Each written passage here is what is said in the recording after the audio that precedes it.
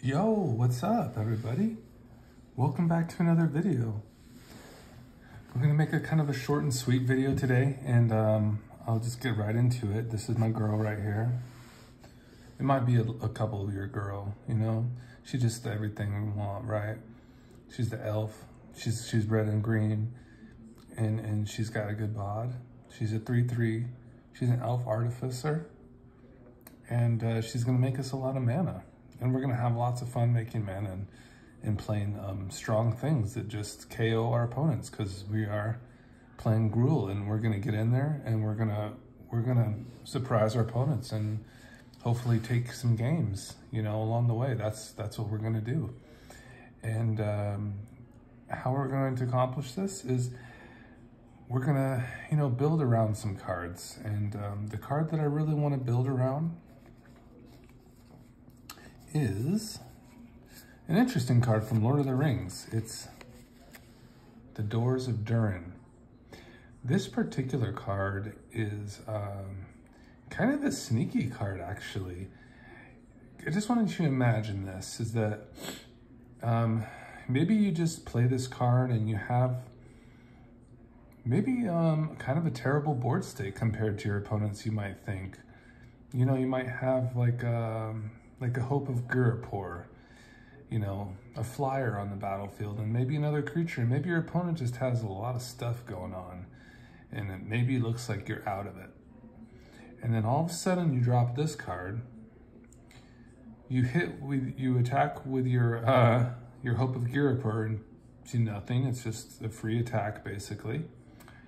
And you scry, and as you scry, you run into this on the top. It's an old gnawbone. And now your old gnawbone is revealed. It's put on the battlefield and it's attacking. And it connects. And you make 7+ treasures. Maybe 8, maybe more. Depends on how many things you swung with. And then all of a sudden your board has just opened up completely. Maybe perhaps you had another huge dragon in your hand.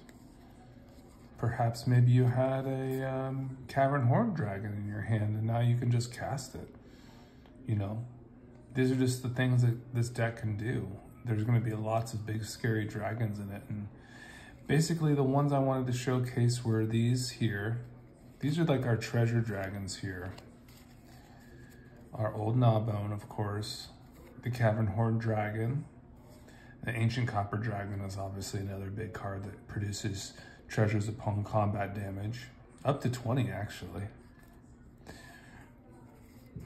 Obviously the Doors of Durin is what we're going to be building around.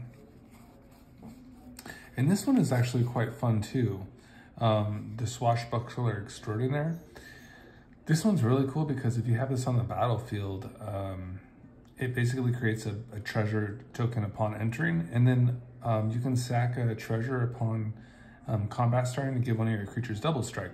So it works really well with our flying dragons that make things upon combat damage. For instance, old gnawbone, cavern horde dragon, ancient copper dragon, and to another extent, even the ancient bronze dragon.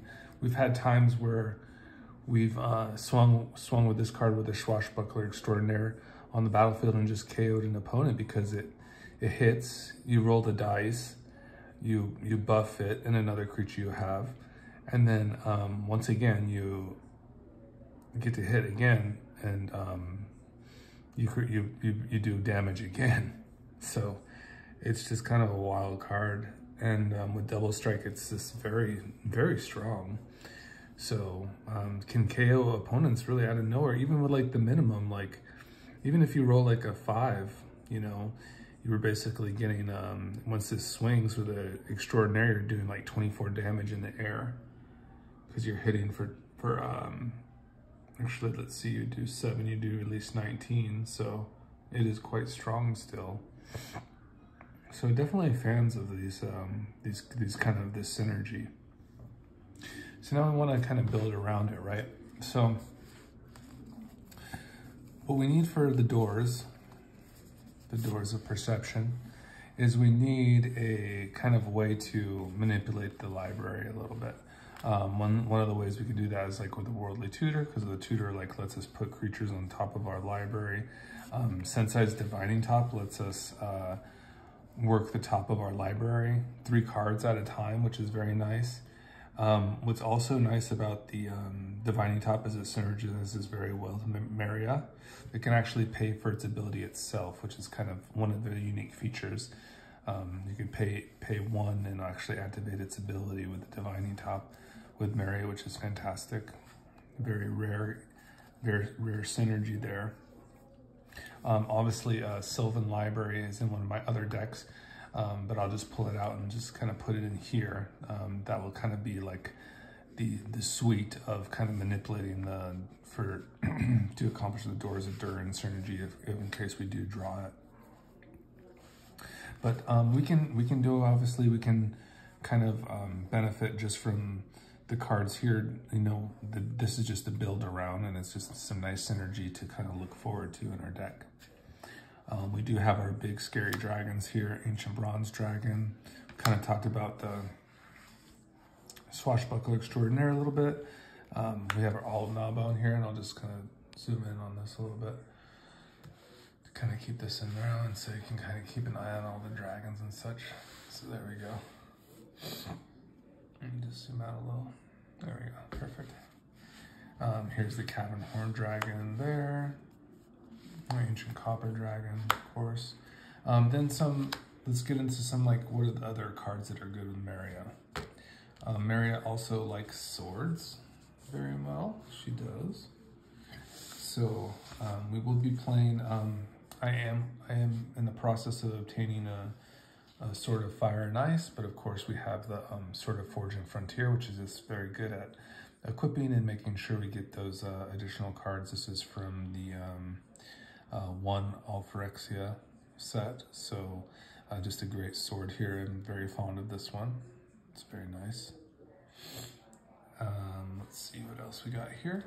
Also, what's also good with Meria is the ruby medallions, like this, such as this. So I want to just kind of like, if you are playing a lot of green and red cards in your particular Meria decks, and not just kind of going super ag on all the colorless artifacts, which is definitely another way you could do Meria. I would say that the ruby and the emerald medallion are fantastic. So these actually could replace like your signets, your 2-mana signets, like your Felwar Stone, your Arcane Signet. I know it sounds kind of crazy, but they serve the same function, and they actually reduce the cost of your other spells as well. So let me explain this a little bit more. So if I play in Meria, if I play an Arcane Signet on turn 2, of course I'm going to be able to accelerate before the Meria comes down, and then afterwards that same Arcane Signet will be able to produce red and green still.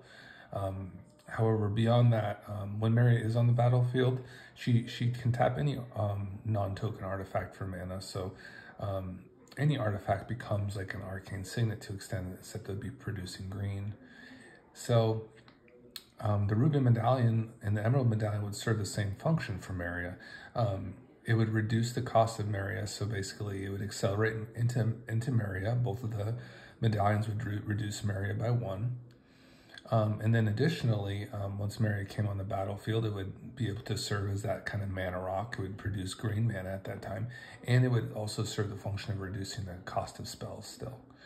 So you can see the power of running the medallions in your red and green decks with Meria. I would very highly encourage that. I'm also in the process of obtaining a nice Tempest Emerald Medallion as well. This is my nice ruby one as well. So just some nice action there. And there's my Ruby Medallion. I'm also in the process of getting some new sleeves for these cards. I've totally worn out the sleeves that I've had before. I've played this. You could see these are the sleeves I was using before. Got kind of crusty here on the top. It kind of got from a lot of shuffling and such. So I want to kind of get some new matte sleeves and kind of freshen them up a little bit. Maybe get some nice green sleeves, or green or red. I like for my Meria deck. Additionally, some other cards that kind of serve double strike, because double strike serves us so well in this deck, is Lizard's Blades here. It's also going to be very nice. We also definitely prefer Haste. Haste is also very valued. Very nice that we have like these hasty kind of artifacts to kind of, these 2 mana that also serve as mana rocks with Meria. Very, very nice in this deck for our dragons and Meria. Of course, just the very strong Soul Ring, you know, very strong card. I'm just going to go ahead and fold these up as I go through these artifacts. I love Commander's Plate with Meria. It's just a fantastic card. It basically comes down, can pump mana, and then it can pay for its equip cost to an extent. It reduces it, obviously, and we're equipping our commander, so it's just Meria gets very strong, very fast, which is just another threat to have on the battlefield, which is nice. Invasion of Tarkir would also kind of fit in here. It's just going to be a nice removal spell, and we'll be playing some dragons in this deck, of course. So it'd be nice just to draw this and have some nice removal on the battlefield. Hopefully do like 3 damage to a target for 2 mana, perhaps more if we have more dragons in our hand, and then potentially flip it. And then when we start swinging with our dragons, we'll do a little bit of additional damage with them. So that'll be fantastic there. We are playing the 2 Planeswalkers here. I'm most excited about Vivian. The reason for this is if we can get Vivian down, accelerate to her quick enough, we can -2. We can -2, like for instance, on a very maybe more expensive dragon, like even like maybe an old gnawbone, perhaps. And then search our deck for an ancient copper dragon. And then if our opponents don't answer us, then we're going to be creating a whole crap load of treasures. So I really like Vivian in this deck. It's also very cool.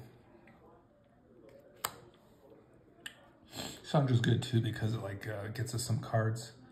The Great Henge is an all-star. We all know what this card does. It just comes down very cheaply and starts gaining us life and drawing cards. I love Portal of Phyrexia to this in this deck. I just love to get to that 9 mana route and drop this and start pulling some creatures out of our opponent's decks. It's very nice. And their graveyards specifically. And Chiscoria, these are just more of our like big dragon bombs that we have that are, this one has affinity for artifacts. It'll help us fetch more artifacts in our deck. Craterhoof Behemoth is a nice finisher. I love the Leveler, not a dragon. These are not dragons. These are just very good cards. These 3 here are just very strong, right? Craterhoof, the Cityscape Leveler, and the Terastodon. This card is so good, especially Terastodon. I mean, Levelers is so great too. Like these are just really good slot ins for this archetype. Terastodon can really turn around a sour game. It really can help, you know, take out some problematic permanents. The opponent gets some 3/3s. These can even take out lands. It's pretty brutal. So Terastodon is pretty fun and strong. One of my favorite dragons. I just love Tyrant's Familiar. I love it when we have Meria on the battlefield. This comes down and just does 7 damage to a creature our defending player controls, whoever we're attacking. So yeah, it's just super, super awesome. So just very cool deck, very cool for our deck, and then nice removal spell. Just basically hits like hits anything, any of our creatures our opponents have. Very cool. Balefire Dragon, also just a very strong, hasty dragon. Well, it's not hasty, but we do want it to, you know, be enabled by haste through one of our means, and then slap an opponent, and then basically do 6 damage to all their creatures. So it's very nice. Now, then I'm also running like, you know, the beatdown plan is there. I would say that like there's also like kind of a combo, the combo aspect of this. And you're going to be kind of accomplishing that with these 3 cards, the Savage Vent Maw.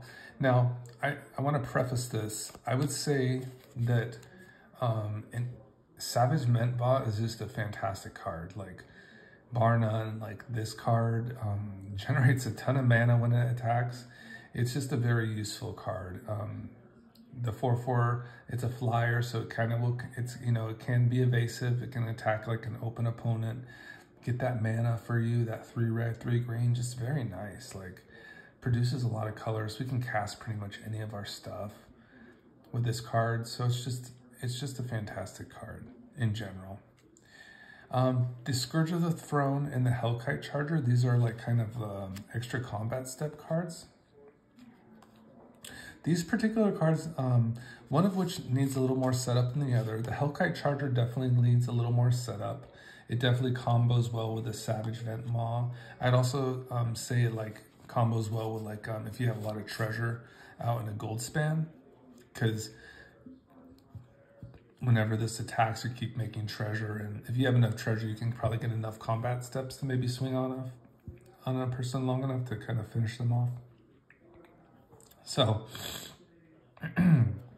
these are pretty useful. I'd say in terms of the extra combats, the Scourge of the Throne is kind of our ideal way. We swing on opponent with the most life, and then we are allowed to do it one more time that turn if we are successful with that. If it does, it just has to attack. It doesn't even have to reach. It doesn't even have to make combat damage. Excuse me. So, really at 5 mana, the Goldspan Dragon kind of unlocks the game for us. It really accelerates us at that 5 mana slot. That's what we want to see. We really want to get this off pretty quickly with Meria, and then start swinging and making that treasure and continue our kind of our mana engine. So that's that.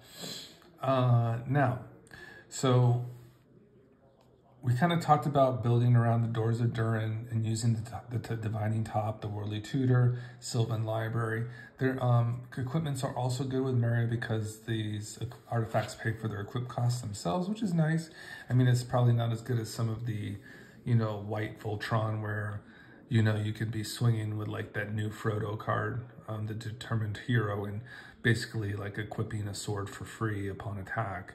I mean, it's not that efficient, but it is decent enough for Gruul where in the right circumstances, we could start, you know, accelerating with these equipments, starting to generate treasures and getting ahead that way with mana, and then getting our flyers going.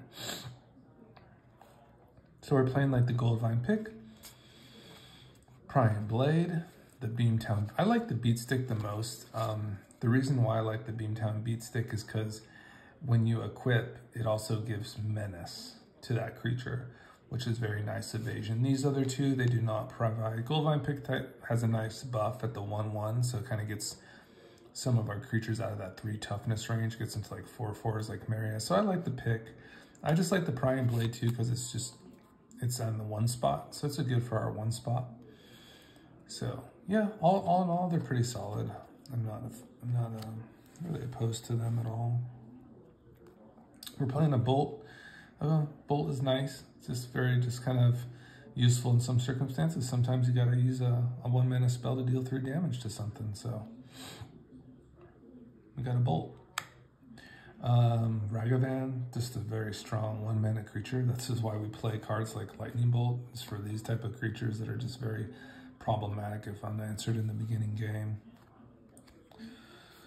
It's the responsible thing to do. We're gonna play 3 dorks here. I'm gonna play the Bird, Delighted Halfling, and Mystic. Okay, very nice, right?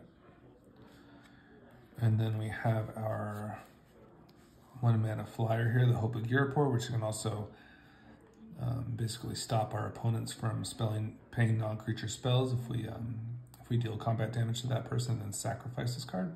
Also just acts like mana too in the beginning of the game with Meria, so that's nice. Just a nice bow mat here, just attacks and exiles cards. A very good opener. We can just exile a bunch of cards, maybe 4 to 5, sack it, and then draw them for that 1 mana for one red. It's a very useful artifact creature with haste. We're gonna play the 2 0-drop here's. We're gonna forego the like Mox Amber and Bauble and like Urza Bauble, the other 0 mana cards in favor of this one because we want to put our equipments on here early in the game, and we want to start swinging with them as fast as possible. So basically probably like our ideal is like an Ornithopter, turn 1, Prying Blade, turn 2, equip our Ornithopter, Memnite, start swinging, making treasures. That's what we want to do. And then get Meria on the board, and then start tapping the equipment for mana, making more treasures, accelerating, etc. Teething Wormlet. This is going to be like our form of life gain, along with Shadow Spear. We're going to try to offset some of the damage we do to ourselves with like Sylvan Library especially. That card can get very demanding. If we are going to utilize it in our deck, we have to be prepared to at least try to incorporate some life gain, because we are going to want to utilize its full capacity. We're going to want to draw the 2 cards with it and take that 8 damage, and we're going to have to offset that life loss with at least maybe some responsible cards. Teething Wormlet fits that bill.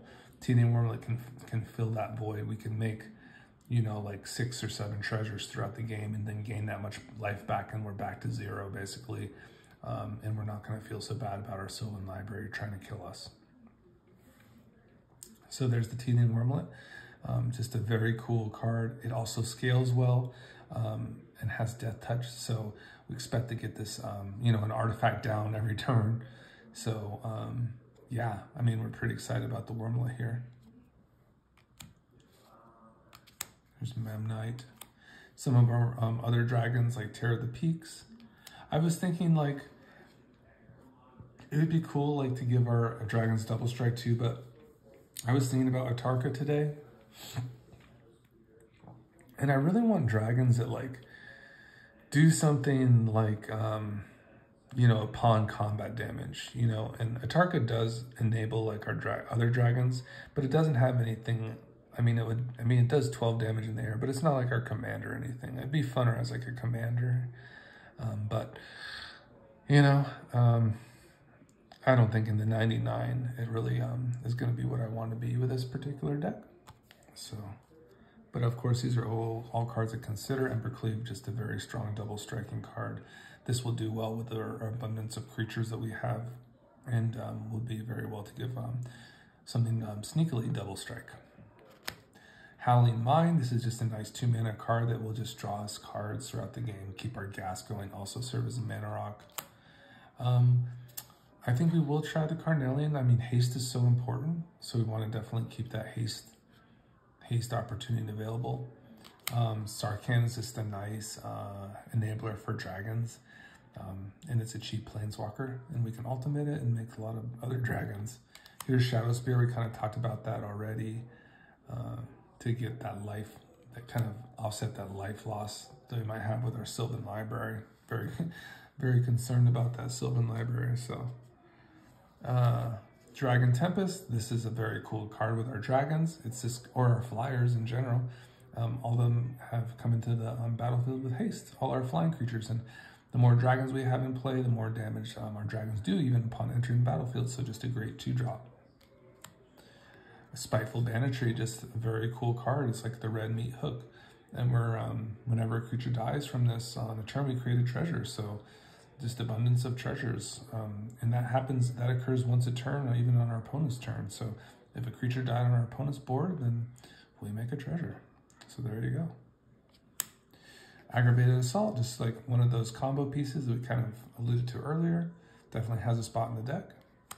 Rhythm of the Wild, this is just another haste enabler for our super cool dragons. Fable of the Mirror Breaker, just a very nice card. We got a lot of bombs in here. Sticky Fingers, this is going to be great with like our Ragavan, our turn 1, our turn 0 plays with our creatures. Other than Ornithopter, because this has to have deal combat damage, so it is a risk of, you know, I think that's pretty much the only like non-bow I have really. In terms of like a Sticky Fingers. So we don't want to see an Ornithopter and a Sticky Fingers in our opener. That would be very sad, but honestly, it can't be that bad with this deck, honestly. Any outcome is pretty good as long as we have like a nice curve with our artifacts, we're going to be okay. Last March of the Ents, just a very strong card with our big baddies. Draws us cards, lets us play creatures on the battlefield. Works very well with our hasty enablers like Dragon Tempest and Rhythm of the Wild, and our other artifacts that grant haste. Risk cards expertise, just another all-star. Helps us draw cards and play a 5-mana drop from our hand. Return of the Wild Speaker, again, these are just the way we're just going to keep gassing up. Bass is just like kind of an all-star here. We can destroy all the artifacts our opponents control. Chaos Warp, these are just the instant spells that you never get old of. The Beast Within, the Chaos Warp, these are just kind of like instant adds to our Gruul deck. They're just instant speed removal that is just so strange for any permanent. So it's just like these are very odd cards that are, kind of slotted in, and they're not very common in our colors. And then the lands, that's it. And coming to the lands, we're gonna play like 1 castle here. We're gonna play 38 lands in total. So we've got some pretty sweet lands, just kind of some of the newer lands, some of the multi-phase cards from Zendikar. We have some of the man lands from Midnight Hunt. We have Ursa Saga, which is just a nice with our synergy, Boseiju, Sokanzan. There's Shatter Scroll. We have some fetches, some dual lands here, some of the nice dual lands. We can probably even improve our mana base here quite a little bit, but I plan to play a lot of basics too, as you can see. Some nice little lands there, and that's the deck. So if we were to kind of just go through this, I mean, the deck is pretty much finished. I think I have the 2 slots that, I think I have 3. So Solemn Simulacrum is definitely, I think, has a slot in this deck. Let's see here. Definitely have Solemn Simulacrum as a choice. And then we have the Emerald Medallion. And we also have the Sword of Fire and Ice. Those are kind of, so perhaps we have 97 cards here. 1, 2, 3, 4, 5, 6, 7, 8, 9, 10, 15, 16, 17, 18, 19, 20, 21, 22, 23, 24, 26, 27, 28, 29, 30, 31, 32, 33, 34, 35, 36, 37, 38. Okay, so there's 38 lands.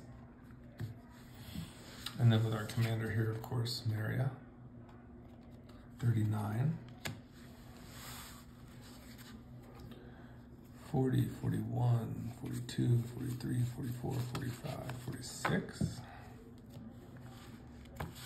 And here we go. 47, 48, 49, 50, 51, 52, 53, 54, 55, 56, 57, 58, 59, 60, 61, 62, 63, 64, 66, 67, 68, 69, 70, 71, 72, 73, 74, 76, 77, 78, 79, 80, 81, 82, 83, 84, 85, 86, 87, 88, 89, 90, 92, 93, 94, 95, 96, 97, 98, 99, 100. Okay, so that's 100. So I'd probably just like consider the cuts for this deck. I was thinking like, well, I like Vandalbass a lot, so I don't really want to cut that. It could honestly be like one of the 0 drops, like Ornithopter. Yeah, like that could go. That could just go. That's fine. I'd rather play Memnite over Ornithopter, so that's not too hard of a cut. And I do like 0 drops in Meria, but they're not always like essential, to be honest. I mean, maybe for your combo decks with like your Aetherflux Reservoir and such, maybe that's kind of where you want to be. Like a lot of crazy 0 drops and you're just like comboing off, looking for those combo pieces, like with your what is it called? Oh my god, that deck is so toxic. I think it's the I can't remember, but it looks like a Mystic Forge. Yeah. You're playing like 0 drops from the top of your library. You're just cascading. Yikes. So I definitely want to find a Solemn in here. I really like Solemn Simulacrum in this deck a lot. It kind of gets us to that mana level and just drops another creature, and when it dies, it draws us a card. So I have no problems with that card whatsoever. Obviously we're gonna need that Sword of Fire and Ice. We're gonna need that Emerald Medallion. So we still have to make like 2 cuts here, which is kind of difficult. How much do I like Invasion of Tarkir? I mean, I never draw this card, so it's kind of like hard to tell like how good or bad it is. I mean, I know it's good like in like a constructed format, like a best of 1, like 60 card pile. And I assume it's just pretty decent because we have dragons in our deck. So, I mean, I don't... Then again, you know, we're not playing like so many dragons, right? I feel so sad about cutting removal though. You know, but that's not really our end game. We're really, this is what it's about, is getting this, you know, this swashbuckler down with like one of our combat damage dragons and really kind of overpowering the opponent. So I suppose that could go. It's kind of sad though. It's kind of a pretty card. It really is. Ugh, I don't know if that's the right cut. I might need some help to figure this one out. But Dragon Tempest. Yeah, we definitely want our flyers. This one is interesting because you do have to pay for the red, or you do have to pay, but I think that's okay. I think it's fine. I think it's fine. Teething Wormlet. Like I said, we're gonna need some of that life gain. Oh, I'm still have to put in the Sylvan Library, so I'm still actually have to make 2 more cuts. It's kind of tough. These are just absolutely essential here. These particular cards. This is kind of the card we're building around the doors. 38 lands. I think it's kind of just where it needs to be. I don't want to go under 38. I think that's kind of where I want it to be. I just like at least two land openings. We can kind of go off of that because we're playing enough mana dorks. So not too scared about that. So 38 should be kind of a nice compromise from, you know, 36 to 40.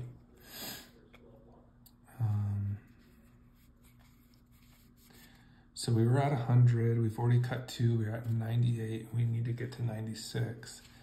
So we definitely want to have Solemn in here, I think. Solemn is pretty solid.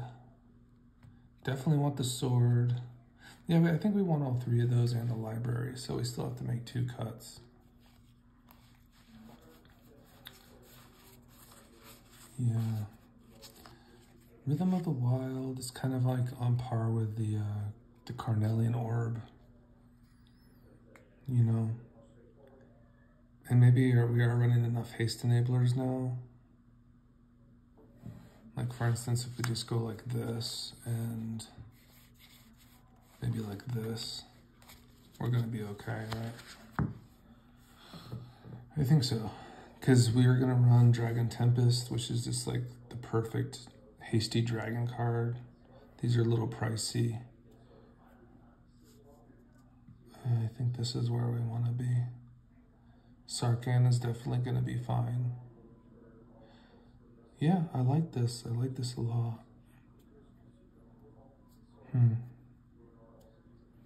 So that means our hasty, how many haste enablers we have here? We will have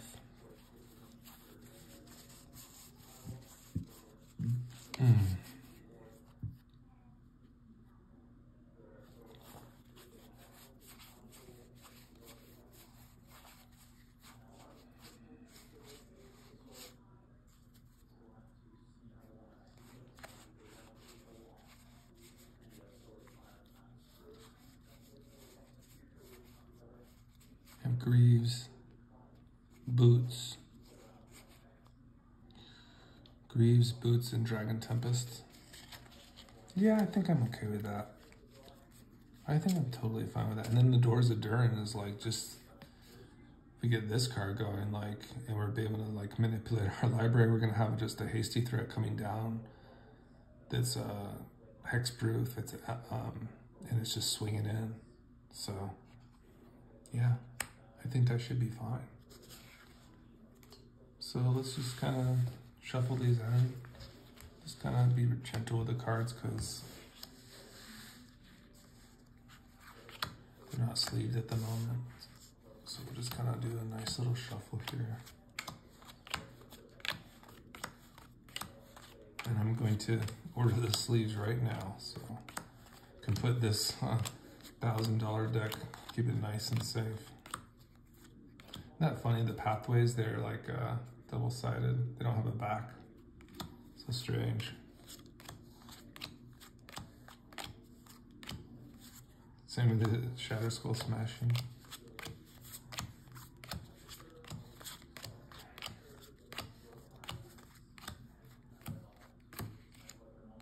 Ooh. I did sleeve like the $60 cards up, so basically the $30 cards up, and not I sleeved them up. So we do have a couple of those. This deck just has money all over it. It's like $30 there, $30 there, $30 there. The reprints are kind of wild, like the Balefire Dragon was, I think that was like a $25 to $30 card, and it's like $10 now, the reprint. It's kind of amazing. I probably dealt Meria in here, but it's okay. Just was doing this just so we can kind of imagine what the deck is going to look like. We've made all the cuts that we need to do. We're going to add the 4 cards that we wanted to add, so those will be omitted, of course, but kind of gives us an idea of where, where we're going to be at here. Just do a nice little 12 card here, just to kind of give a little more randomization. And then we'll deal a hand and see what's happening. Thank you for hanging out with me and getting some action here.